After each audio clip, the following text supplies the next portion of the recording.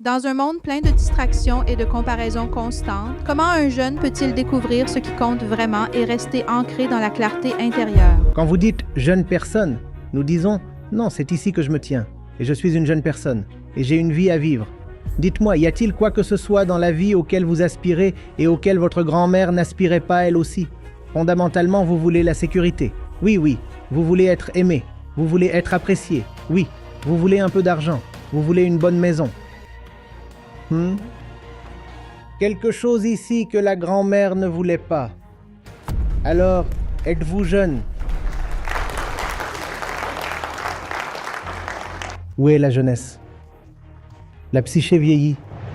Toutes les anciennes croyances, opinions, préjugés se transmettent très vite.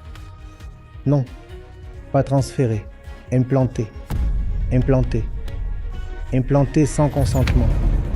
Ce sont des préjugés vieux, de plusieurs siècles. Vieux de plusieurs siècles. Voilà votre âge, non pas 20, mais 1020. Quel âge ai-je? 1020 ans. Êtes-vous jeune?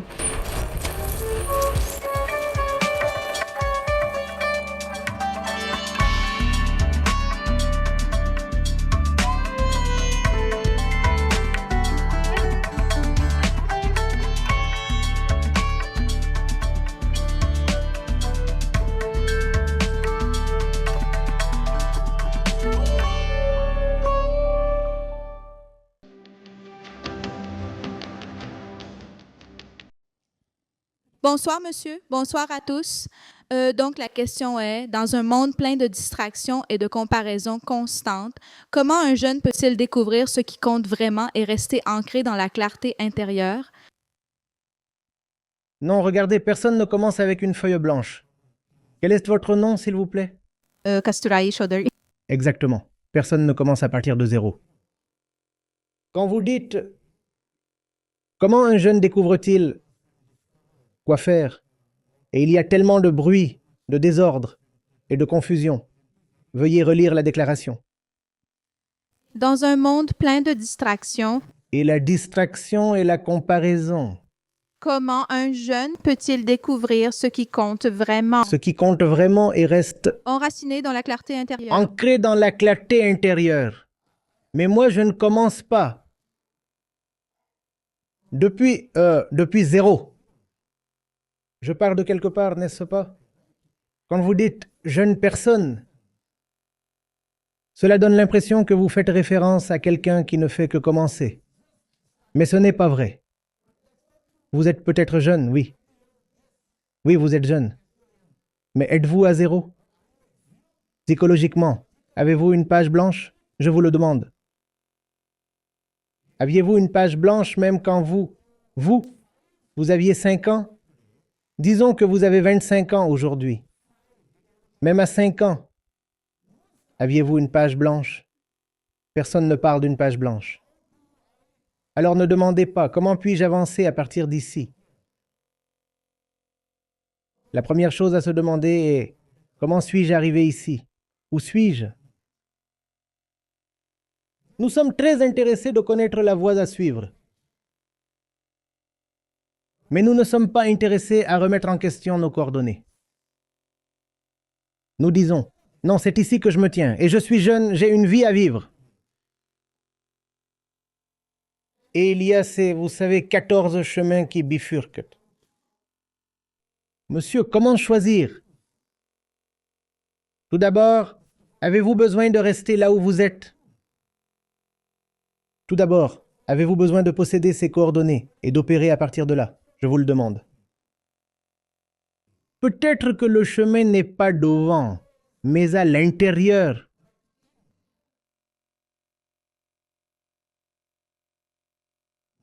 Peut-être n'avez-vous pas besoin de demander quoi écrire de plus sur l'ardoise. Vous devez d'abord effacer l'ardoise. Et puis une nouvelle histoire peut émerger d'elle-même. Nous ne savons pas. Confus? Non. Nous n'avons pas l'esprit clair. Oui, vous êtes jeune, n'est-ce pas? Soit, mais vous êtes déjà très encombré. Le monde ne permet pas à l'enfant de rester un enfant. L'enfant est rempli de vieilles bêtises. Et ainsi l'enfant devient très rapidement vieux. Oui, physiquement, il reste un enfant. Elle reste une enfant. Oui, physiquement, vous êtes jeune. Mais psychologiquement, vous pourriez être très vieux. Une grand-mère de 80 ans, car la grand-mère est assise ici. Dites-moi, y a-t-il quelque chose dans la vie auquel vous aspirez? Y que no haya sido también deseado por su abuela. Fondamentalement, vous voulez de la sécurité, n'est-ce pas? Je ne sais pas. Vous ne voulez pas de sécurité? Oui, oui, oui, oui. Vous voulez être apprécié. Vous voulez être aimé. Oui. Vous voulez un peu d'argent. Est-ce qu'il y a quelque chose ici que la grand-mère ne voulait pas? Vous voulez une bonne maison? Non. Quelque chose ici que la grand-mère ne voulait pas?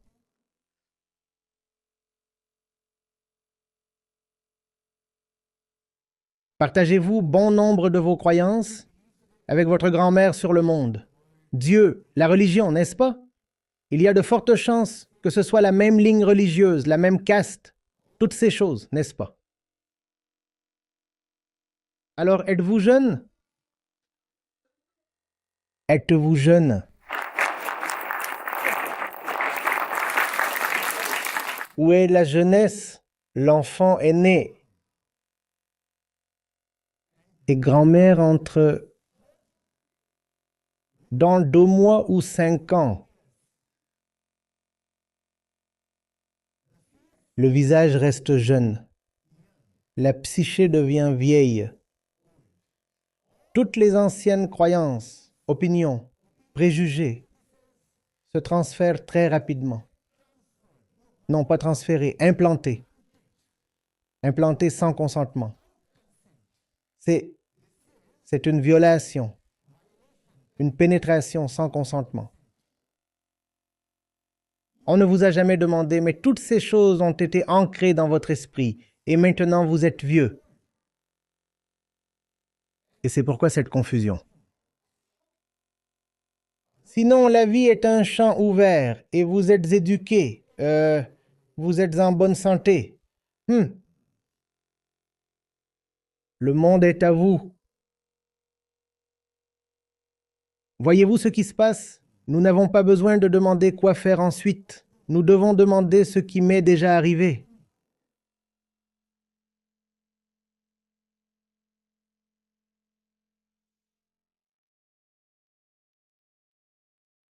Est-ce que vous jouez à Holi? Un jour de Holi. Votre visage, vos cheveux, tout votre corps est couvert de couleurs, de rangs, de goulal, voire de boue ou d'autres types de peinture. Et vous venez et vous me demandez, que faut-il porter pour cela? Comment répondre? Comment répondre? Je dirais, allez d'abord vous nettoyer le visage. Ne me demandez pas quoi y ajouter, car vous avez déjà mis tellement de choses dessus. Vous n'avez pas besoin d'en rajouter. Votre esprit, tout comme votre visage, porte toutes ces couleurs. Est lui aussi profondément coloré sans votre consentement. Avant de vous demander quelle tenue porter aujourd'hui, la première chose est d'aller faire un nettoyage impitoyable.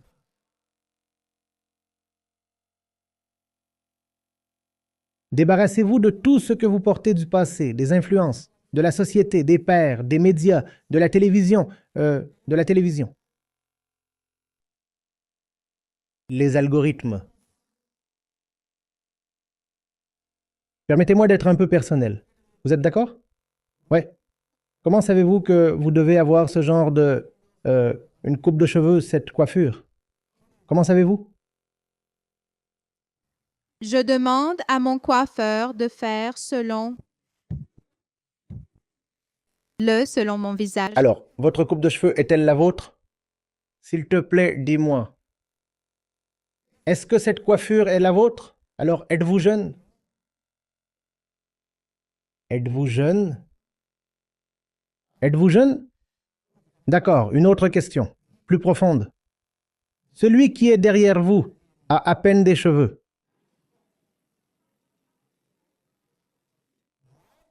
Pourquoi trouvons-nous rarement des femmes ayant aussi peu de cheveux que celle-ci? Si on prenait une moyenne, vous savez, la longueur des cheveux de la dame et le monsieur, je veux dire, même en tenant compte de la calvitie, je comprends que cela introduit un certain biais dans les données. Pourquoi est-il généralement admis que les femmes ont les cheveux plus longs? Dis-moi s'il te plaît. Veuillez me dire, vous êtes né à peu près de la même manière que, vous savez, tout autre enfant. En tant que l'autre sexe. Et ensuite vous êtes genré. Non. Aujourd'hui, à tel point que vous trouvez inconcevable qu'il y ait une femme aux cheveux très courts.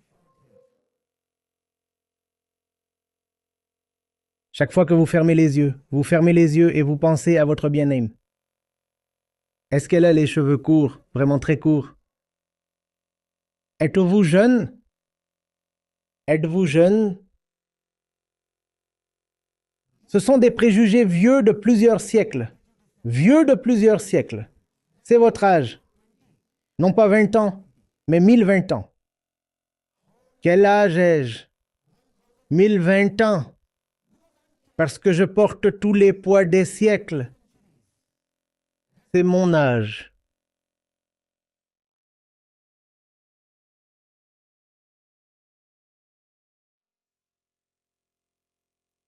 Maintenant, vous savez pourquoi, malgré m'être débarrassé de tout cela ici, je choisis de garder les cheveux longs? Ce n'est pas une coiffure, c'est un message.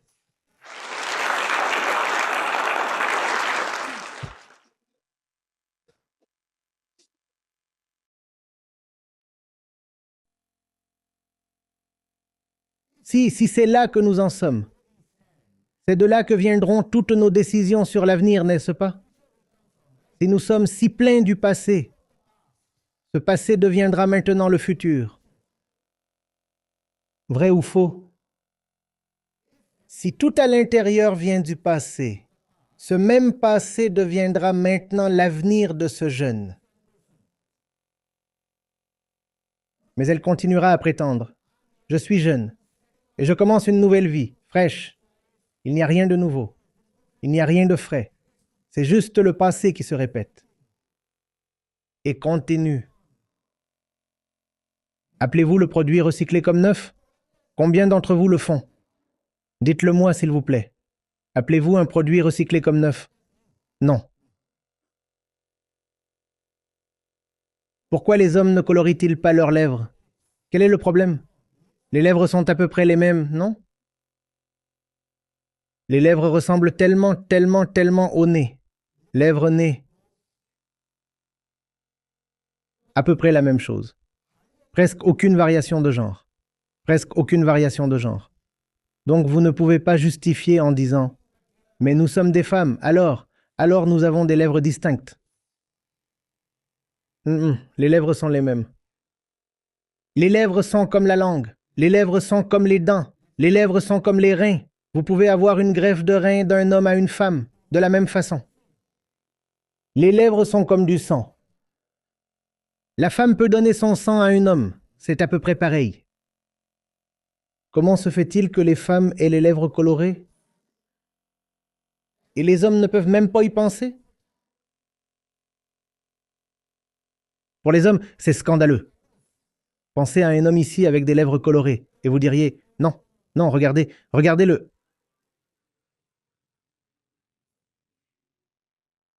Êtes-vous jeune?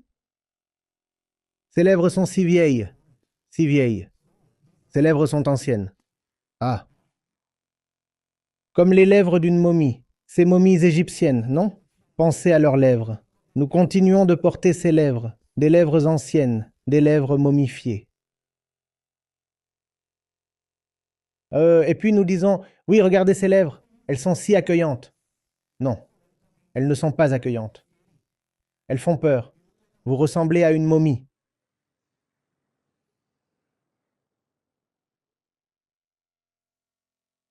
Un momie est-elle jeune? Oh, cette femme est morte il y a tant de siècles.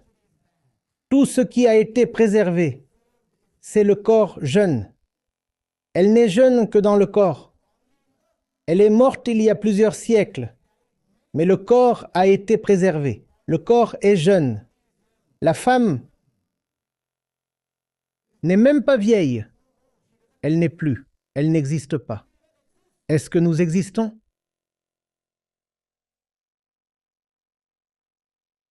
C'est ce que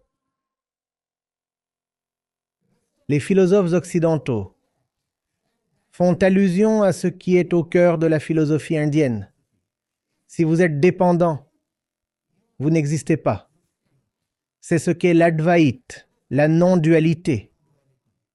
La dualité est une dépendance. Celui qui dépend n'existe même pas. Si vous dépendez, évidemment, physiquement, vous devrez dépendre.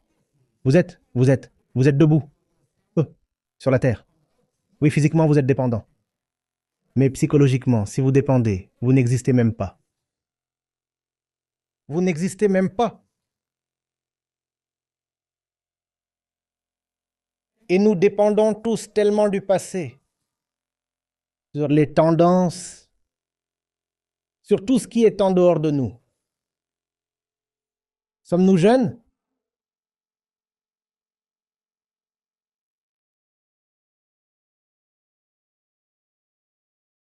Sommes-nous jeunes? Jeunesse, c'est la capacité à changer. La jeunesse est la capacité de changer.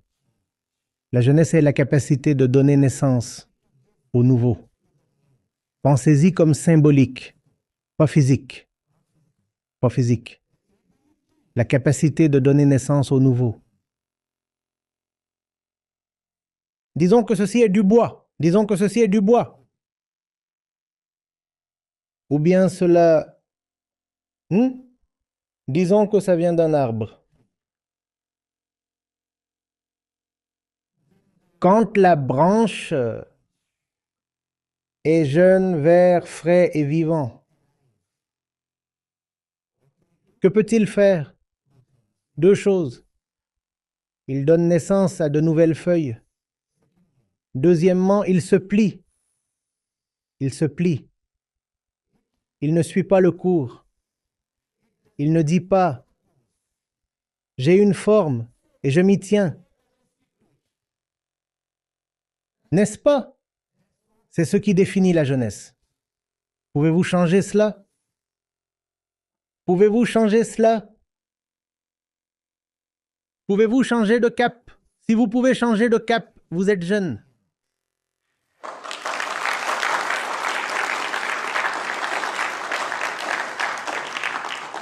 Sinon, vous êtes mort, du bois mort, et le bois mort est très utile aux autres.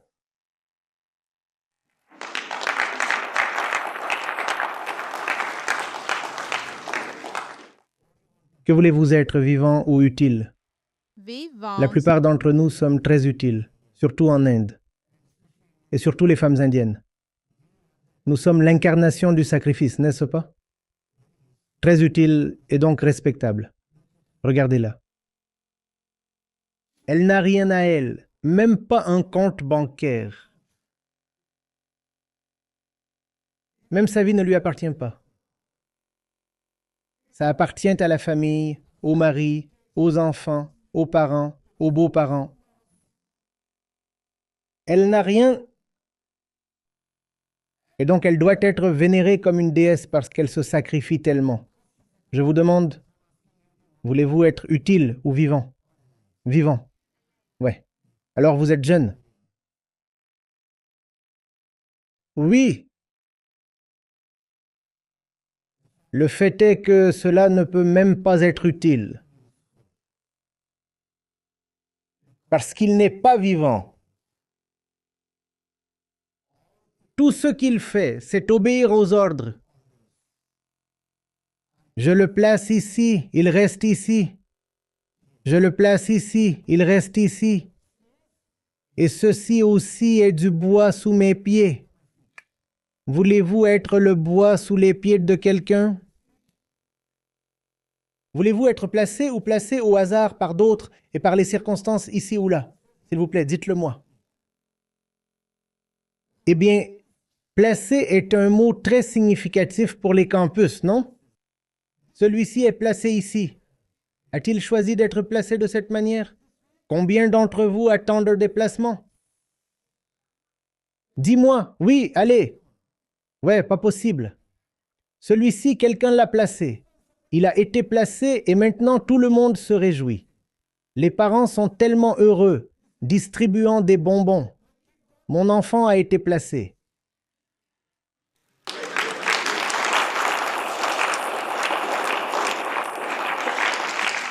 Voulez-vous être placé ou vivant? Vivant, bien. La direction est maintenant contente.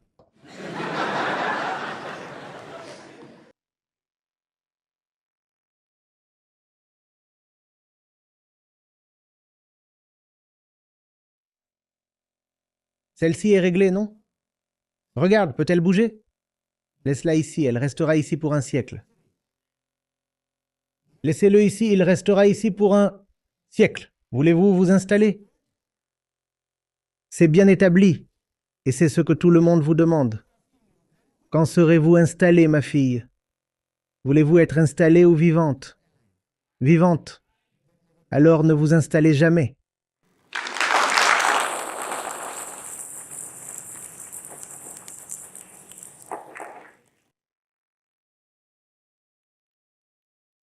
Vous comprenez cela? Ne vous interrogez pas sur l'avenir. D'abord, gagnez la liberté par rapport au passé. Sinon, le passé devient l'avenir. Toutes les questions sur l'avenir n'ont aucun sens, car nous sommes prisonniers du passé. Quelqu'un en prison ne peut pas demander à propos du ciel. C'est une question absurde. Vous n'avez pas besoin de demander à quoi ressemble le ciel. Quelle sensation cela fait-il de voler? C'est une chose absurde à demander. Ce dont vous avez besoin, c'est de la liberté de la prison, pas de vision et d'image du ciel. Le passé est ce qui vous captive. Remettez-le en question sans relâche.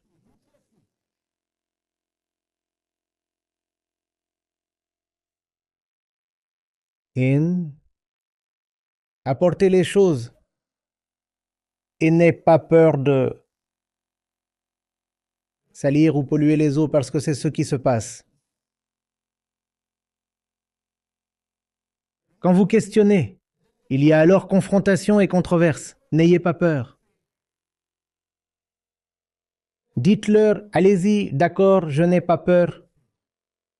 Qu'il y ait de la tension. Quelque chose de bien en sortirait.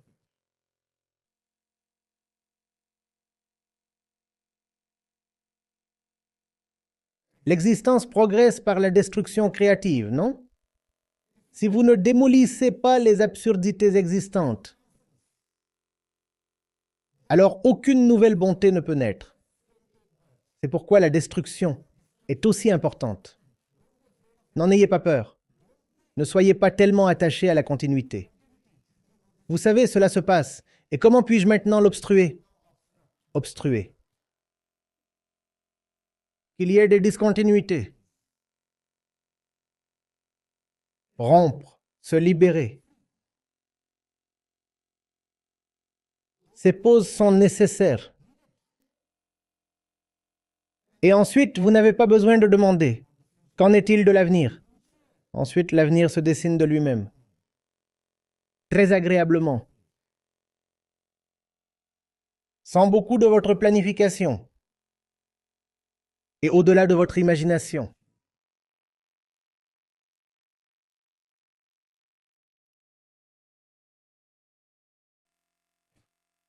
Merci, monsieur.